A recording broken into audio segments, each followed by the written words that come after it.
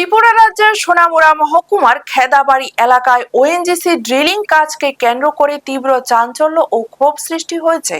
প্রতিষ্ঠানটির ড্রিলিং কেন্দ্র থেকে নিঃসৃত বিষাক্ত রাসায়নিক বর্জ্য সংলগ্ন কৃষিজমি ও মৎস্য চাষের জলাশয়ে ছড়িয়ে পড়ায় ব্যাপক ক্ষয়ক্ষতি হয়েছে বলে অভিযোগ তুলেছেন স্থানীয় বাসিন্দা ও কৃষকেরা।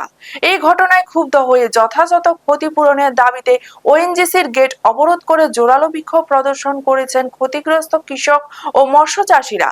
স্থানীয় কৃষকদের অভিযোগ অনুযায়ী ড্রিলিং প্রকল্প এলাকা থেকে নিষ্কাশিত ক্ষতিকারক রাসায়নিক পদার্থ একটি নির্দিষ্ট ট্যাঙ্কে জমা করে রাখা হতো।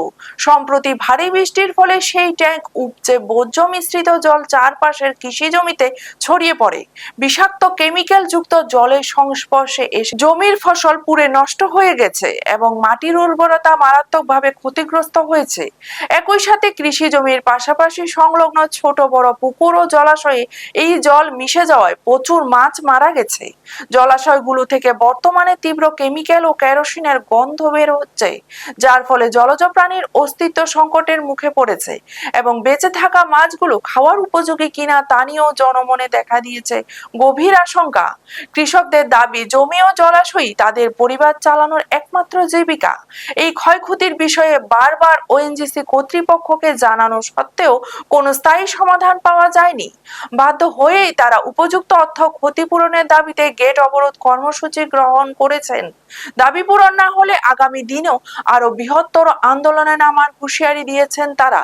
পুরো বিষয়টি সোনামুড়া মহকুমা প্রশাসনকে জানানো হলেও ওএনজিসি কর্তৃপক্ষের পক্ষ থেকে এখনো কোনো বক্তব্য মেলেনি। ব্যুরো রিপোর্ট, নিউজ তৎকাল 24। অনেক কত হাজার কানি অনেক দেখতে আছেন আমরা মিডিয়ারা। এইখানে ওএনজিসির যে কেমিক্যাল আইয়া যে একটা অবস্থা, গাছ পর্যন্ত জ্বলি গেছে। আমরা ওএনজিসিতে অনেকবার কমপ্লেন করছি। আজ যে কমপ্লেন করার পর শেষ পর্যন্ত আমরা এখানে অবরোধ করছি। তারা কইতে আছে উপর লেভেলে কথা কইব, উপর লেভেলে এর এক গত সপ্তাহ তারা এখান থেকে পঞ্চায়েত বডিও তার লগে কথা কইছিল, আবার ডিএমের কাছেও তারা কাগজপত্র সই করে আনতে দিচ্ছে। কেন ওএনজিসির কোনো হেল্প তুলে নেই। তারা যে মানে আমরা যে একটা ক্ষতিপূরণ দিবে এইভাবে ক্ষেত্রে নষ্ট হয়েছে, তারা কোনো কথাই কইতে আছে না ওএনজিসি।